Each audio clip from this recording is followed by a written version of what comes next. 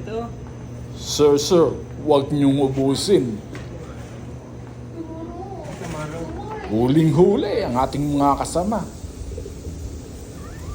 Ayan. That's why I heard you will be coming here. Kuya. So I... Oh my God, you take the video, this one, the video we went out for. I stopped my work just to be here.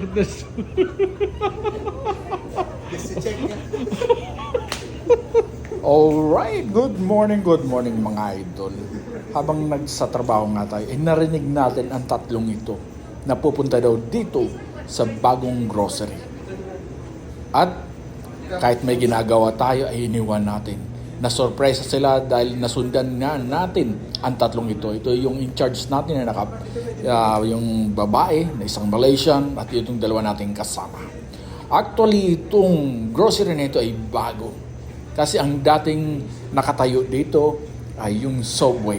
Pinalitan ng grocery. Kaya halos lahat ng staff naging magaan para sa kanila na makapag-grocery dito dahil malapit na. Dahil yung sa MC2 na para sa mga housing doon, wala ng grocery. At sa MC1, parang wala na rin nata. Kaya dito, habang naka-duty ka, kung may time ka, pwede kang sumaglit.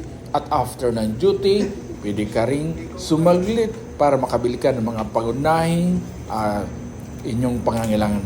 At heto pa, first time in history na pwede ka nang makabili ng soft drinks dito sa loob. Dati kasi bawal ang soft drinks dito na magtinda dito sa loob.